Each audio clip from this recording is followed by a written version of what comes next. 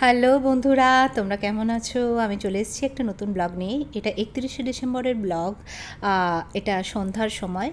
আর এখানে আমি দেখাচ্ছি যে আমার বাড়ির সামনের এই জায়গাটি, এখানে নিউ ইয়ার পার্টির অ্যারেঞ্জমেন্ট হচ্ছে।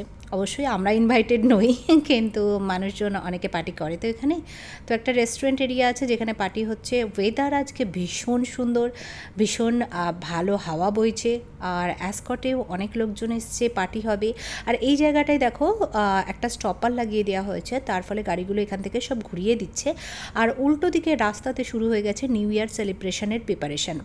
আমি ভিডিওটি করেছিলাম এবং ভয়েস ওভার এই কারণেই দিচ্ছি, তার কারণ এখানে প্রচণ্ড লাউড মিউজিক ছিল। তো আমি তখন খেয়াল করিনি যে এতটা মিউজিক লাউড, তো আমার কপিরাইট হয়ে যাবে, তাই জন্য আমি ভয়েস ওভার দেওয়াটাই বেটার মনে করলাম। আর ওই সামনে যেখানটায় আমি পয়েন্ট আউট করছি ওই জায়গাটাতেও একটা স্টেজ হয়েছে। তো আমরা যদিও সকালবেলায় গিয়ে দেখে এসেছি কোথায় কি হয়েছে না হয়েছে, কীভাবে যেতে হবে, কি করতে হবে, কিন্তু সত্যি এত ভিড় হবে, আগের বারই যা ভিড় হয়েছিল তার থেকে তো এবছর আরও বেশি ভিড় হবে। তো আমরা এটাই বুঝে উঠতে পারছি না যে আমরা কখন খাবো, কখন যাব, কি করব। বাট সন্ধ্যাবেলায় তো একবার বেরোবো অবশ্যই, আর রাতেও একবার বাড়ি ফিরতে হবে আমার এটাকে খাওয়ানোর জন্য। দেখি কতটা কি করতে পারি, পুরোটাই তোমাদের সকলের সাথে শেয়ার করব। তো আমরা এখন বাড়ির বাইরে বেরিয়ে পড়েছি, আর এই যে আমায়রা আর আমিও রেডি হয়ে গেছি। এখন আমরা এদিকে গিয়ে দেখি, সামনে তো দেখতে পাচ্ছি একদম জনসমুদ্র। সুপ্রিয় এসে গেছে, বলেছো ঘাটকে। তো চলো দেখি, আমাদের অনেক বন্ধুদের আসার কথা আছে, তারা আমাদের বাড়িতেই পার্কিং করবে, তাই গার্ডকে একটু বলে গেলাম। এবার আমরা সামনে যাচ্ছি, বুঝতে পারছি ওখানে অনেক কিছু হচ্ছে, কিন্তু কি হচ্ছে সেটা বুঝতে পারছি না। ওয়াও, সামনেও একটা স্ক্রিন লাগিয়েছে, চলো তোমাদের দেখায়। ওই দেখো, দেখতে পাচ্ছ মুভিং স্ক্রিন। তো চলো রাস্তাটা আমরা পেরিয়ে নিই, এখানেই স্টপ লাগিয়ে দিয়েছে না, এই রোডটা তো ব্লক করে দিয়েছে। এই দেখো ডগিটা কি সুন্দর।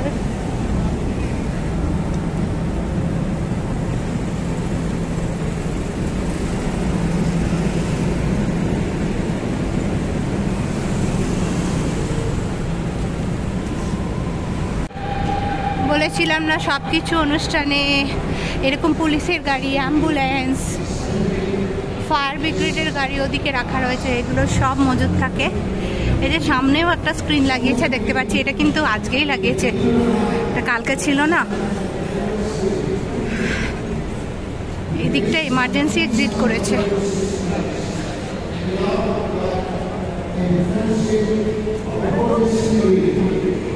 মায়েরা ছুটছে দেখো। ও ও, এদিকে stop. The Lord let his face shine upon you. তো আমরা হাই স্ট্রিটে এসে পৌঁছে গেছি। এখানে অজস্র মানুষের ভিড়, মানে আমরা সত্যি ইয়াত্তা করতে পারছি না যে কি করব। আর এখানে বড় বড় স্ক্রিন লাগানো হয়েছে, এগুলো তো পার্মানেন্ট স্ক্রিন, এগুলো তো রয়েছে, এছাড়াও এক্সট্রা স্ক্রিন লাগানো হয়েছে, কেননা প্রত্যেকটা মানুষ স্টেজের সামনে গিয়ে অনুষ্ঠান দেখতে পারবে না। আসল অনুষ্ঠান শুরু হবে রাত্রি 9টার পর। আর এখন যেটা হচ্ছে সেটা হচ্ছে বাইবেল পাঠ এবং বিভিন্ন রকমের প্রেয়ার। আর এগুলো করার পর একটা জিনিস আমার যেটা ভালো লাগলো সেটা হচ্ছে একদিকের মানুষ যখন আর দিকে যাবে কিভাবে, তার জন্য এরকম মাঝখানে এরকম চ্যানেল করে দেওয়া হয়েছে। এমন নয় যে পুরোটা আপনাকে ভিড় ঠেলে যেতে হবে, মানে এদিক থেকে ওদিকে যাওয়ার জন্য এই সুন্দর একটা গ্রিন চ্যানেল করে দেওয়া হয়েছে, যার মধ্যে দিয়ে একদিক থেকে মানুষ যাবে আর একদিক থেকে মানুষ আসবে। আর এই যে আমার ডান দিকে যে ফাঁকা জায়গাটা দেখতে পাচ্ছেন, এই জায়গাটাতেও কিন্তু মানুষজন দাঁড়াবে। এবং এখানে কোন মানুষজন দাঁড়াবে জানেন? এখানে গত 1 মাসে বিভিন্ন রেস্টুরেন্ট, যেমন এখানকার জলেবি আছে, কেএফসি আছে, বা বিভিন্ন রকমের রেস্টুরেন্ট যারা যেখানে খেয়েছে সেই রেস্টুরেন্টের বিল তারা কালেক্ট করেছে। সেই বিলগুলো এখানে একটা কুপন কাউন্টার করেছে, সেই কুপন কাউন্টারে জমা দিলে তারা একটা বেল্ট পাচ্ছে। সেই বেল্ট যাদের কাছে থাকছে তারাই একমাত্র দাঁড়াতে পারবে। এবার কিছু রুলস রেগুলেশন আছে, যেরকম প্রথম 100 জন বা প্রথম 200 জন এরকম কিছু একটা মানে হেড কাউন্ট আছে সেই অনুযায়ী। আর বাকি পুরো সমস্ত মলগুলোকে এত সুন্দর করে সাজিয়েছে, মলের চারপাশে ছোট ছোট স্টল বসেছে ফেস পেন্টিংয়ের, তারপরে বিভিন্ন রকমের লাইটস এখানে বিক্রি হচ্ছে, যেগুলো আর কি মানে হাতে নিয়ে সবাই এনজয় করবে প্রোগ্রাম চলার সময়। তো এরকম অনেক কিছু হয়েছে। আর সামনে আর একটা জায়গা যেটা আমি দেখাচ্ছিলাম, এই জায়গাটাতেও একটা মানে বড় স্ক্রিন লাগানো হয়েছে, এখানেও থেকেও আর কি মানে দেখা যাবে। তো আমরা শুধুমাত্র এখন পরিদর্শন করতে এসেছিলাম যে কোথায় কী হয়েছে, যাতে রাত্রেবেলায় টুক করে এসে আমরা প্রোগ্রামটা দেখতে পারি। আর সুপ্রিয় এরই মধ্যে বলল মেরি গ্রেসে একবার ট্রাই করে দেখা যেতে পারে যদি ডিনারের জন্য কোনো রকম কোনো টেবিল পাওয়া যায়। আমরা এতক্ষণে মেরি গ্রেসের মধ্যে এসে পৌঁছলাম। প্রচণ্ড ভিড়। আগে থেকে বুকিং থাকলে তবেই সিট পাওয়া যায়। আমরা লাকি ছিলাম যে আমরা পেয়ে গেছি 3 টেবিল সিট। দেখো আমারা বই পেয়ে গেছে। আমরা তো খুব সুন্দর পড়তে শিখেছে, মানে স্পেল পড়তে শিখেছে, পুরো তো পড়তে পারে না, তো ওটাই ওর খুব মজা লাগে। খুব সুন্দর মেরি গ্রেসটা আমি তোমরা দেখাচ্ছি।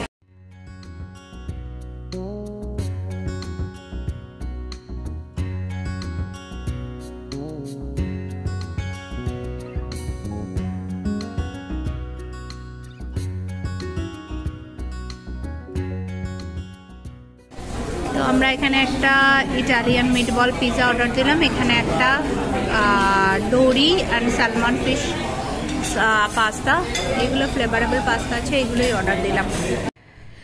মেরি গ্রেসের এই জিনিসটা আমার খুব ভালো লাগে। দেখো সবাই বিভিন্ন রকমের নোট লিখে যায়, আপনি চাইলে আপনিও নোট লিখে যেতে পারেন, আপনার কেমন লাগলো না লাগলো সেটা একটা ছোট্ট মতো চিরকুটে লিখে এরকম টেবিলের মধ্যে ওরা রেখে দেয়। খুব ভালো লাগে। আমি সবার নোটগুলো বসে বসে পড়ছিলাম।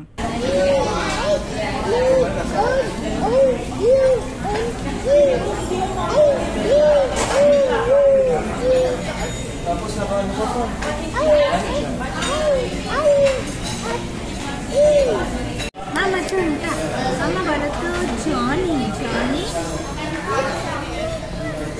if you got to telling lies, open your mouth. তো আমরা যে পাস্তাটা অর্ডার করেছিলাম সেটা আমাদের পাস্তা আসেনি, একটা অন্য পাস্তা চলে এসেছিলো। সেটাই আমি সুপ্রিয়কে বলছিলাম, বাট সুপ্রিয় কিছুতেই মানছিল না। যাই হোক আলটিমেটলি ওরা চেঞ্জ করে দিল। তারপরে এসে গেছিলো আমাদের পাস্তা। আমি নিয়েছিলাম চিকেন মিটবল পাস্তা, সুপ্রিয় নিয়েছিল ডোরি সালমন পাস্তা।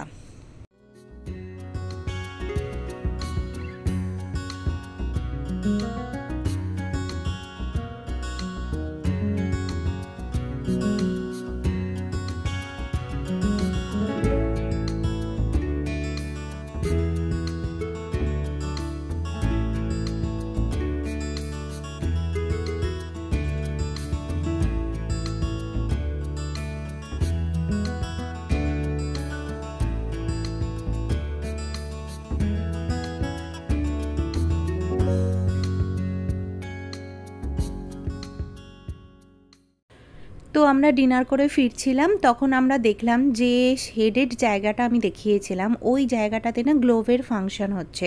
মানে গ্লোভ হচ্ছে এখানকার একটা সিম কোম্পানি, সেটা থেকে একটা ফাংশন করছে এবং এখানে অনেক কিছু গিফট হ্যাম্পারও দিচ্ছে। কিন্তু আমাদের আর সময় ছিল না এখানে দাঁড়িয়ে থেকে পার্টিসিপেট করার মতো, কেননা রাত্রি হয়ে গেছে, আমাদেরকে ডিনার করাতে হবে। আর আলটিমেটলি সেই কাউন্টডাউনের সময়টা তো আমাদেরকে আসতেই হবে এখানে। তার জন্য আমরা আবার এই পাস থ্রুটা দিয়ে বেরিয়ে গেলাম বাড়িতে। আর যাওয়ার পথে একবার ফোবস টাউন হয়ে গেলাম। একবার ইচ্ছে ছিল দেখার যে ফোবস টাউনিং কী হচ্ছে, তো গিয়ে দেখছি কিনা ফোবস টাউন ভা। এখানে সুপ্রিয় আমায়রার ছবি তুলছে। আর এই জায়গাগুলোতে রেস্টুরেন্টে ভর্তি, কিন্তু পুরো অন্ধকার, পুরো বন্ধ হয়ে রয়েছে। শুধুমাত্র এই জায়গাটা যেখানে সেই গ্লোব ছিল, মনে পড়ছে তোমাদের? সেই গ্লোবে আসতাম আমরা, সেই গ্লোবের জায়গাটা এখন এরকম ডগিস দিয়ে সাজিয়েছে।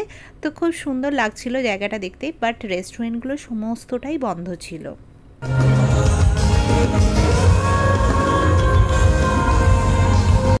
তো রাতের প্রোগ্রাম শুরু হয়ে গেছে। আসতে আমরা একটু দেরি করে ফেলেছি, কেননা আমরা ডিনার করার পর একটু রেস্ট নিচ্ছিলাম, কেননা আলটিমেটলি তো রাস্তায় দাঁড়িয়েই থাকতে হবে। কতক্ষণ ভাই দাঁড়িয়ে থাকবো, পা ব্যথা করবে। তো তাই জন্য আমরা একটু বাড়িতে রেস্ট নিয়ে আমরা এই 11:15 নাগাদ বেরোলাম বাড়ি থেকে। আর অ্যাসকটের সামনের দিকে রাস্তাতে আমরা দাঁড়িয়েছিলাম, কেননা এখন আর হাই স্ট্রিটের মধ্যে ভিড় ঠেলে ঢোকার কোনো মানেই হয় না। ওখানটা গিজগিজে ভিড়, আমরা সেভাবে এনজয়ও করতে পারবো না। বরঞ্চ এই বাইরেটায় দাঁড়ালেই একটু ফাঁকা ফাঁকা আছে, সেখানটা এনজয় করতে পারবো। বাট ফাঁকা আর কিছু নেই, যত রাত বাড়ছে দেখছি ভিড় বেড়েই চলেছে। তো আমায়রাকে আমরা স্টলারে বসিয়ে দিয়েছিলাম যাতে না বইতে হয় ওকে, আর ওরও যাতে না কষ্ট হয়, কেননা ওর ঘুম পেয়ে যাচ্ছে আলটিমেটলি।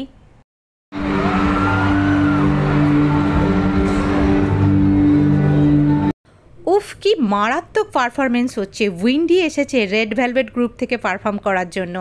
ওরা না কোরিয়ান সিঙ্গার, আমি খুব একটা কোরিয়ান সিঙ্গারদের চিনতাম না, যদিও ফিলিপিন্সে আসার পর অনেককে চিনতে শুরু করেছি।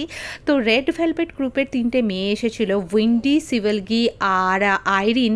3জন অসাধারণ পারফর্ম করেছে। আমার দেখো ঘুমিয়ে গেছে। আর এখানটাতে আমরা দাঁড়িয়েছিলাম বলে না, এখানটাতে হালকা হালকা হাওয়া চলছিল, ওর গরম লাগছিল না। এমনিতে তো এখানে শীত পড়ে না। তো ভীষণ সুন্দর পারফরমেন্স হচ্ছিল, তোমাদের সাথে তো শেয়ারই করতে পারছি না জিনিসগুলো। তো খুব ভাল লাগছে এদেরকে দেখতে।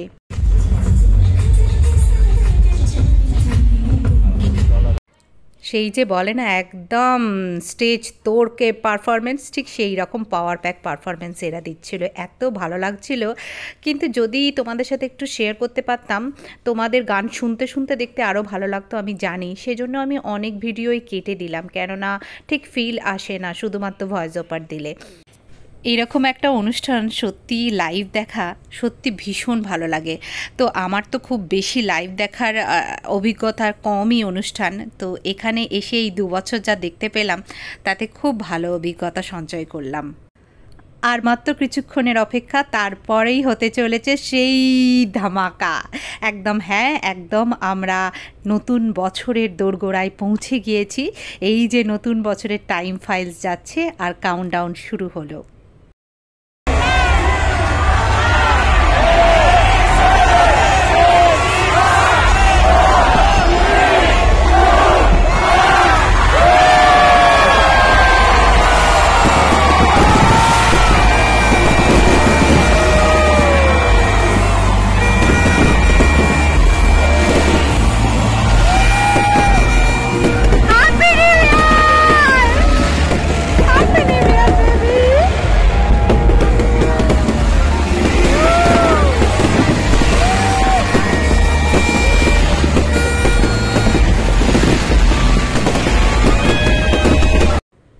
তোমাদের সকলকে নতুন বছরের অনেক অনেক শুভেচ্ছা। জানি শুভেচ্ছা জানাতে অনেকটাই দেরি হয়ে গেল, কিন্তু আসলে মনের মতো করে ব্লগগুলোকে না সাজিয়ে তোমাদের সামনে পরিবেশন করতে একদম ভালো লাগে না। সবাই এই আজকের সন্ধ্যাটাকে, আজকের এই মুহূর্তটাকে ক্যামেরাবন্দি করার চেষ্টা করছে। সব কিছু তো আর ক্যামেরাবন্দি করা যায় না। এই যে চোখের খাতায় আমি আজকে যে অভিজ্ঞতা লিখলাম, সেটা আমার জীবনে, আমার মনের স্মৃতিকটায় সারা জীবন থাকবে। গত কয়েক বছরে যে বিভীষিকা আমাদের সারা বিশ্বকে ঘিরে ধরেছিল, কোভিড-19, সেই বিভীষিকা থেকে মনে হচ্ছে যেন কোথাও আমরা বেরোতে পেরেছি। একটা সময় এতটাই কষ্ট হতো, মনে হতো রাস্তায় চলার পথে এই অজানা মানুষগুলোর মুখ কি আর কখনো আমরা দেখতে পারবো, নাকি সারাটা জীবন আমরা এই মাস্কেই ঢেকে থাকব। একটা মাস্কে ঢাকা পৃথিবী আমরা আমাদের পরবর্তী জেনারেশনকে উপহার দেব। সেই বিভীষিকা প্রত্যেকটা মানুষকে গ্রাস করেছিল। কোথাও যেন মনে হচ্ছে নতুন বছরের সাথে সাথে তার সমাপ্তি হলো।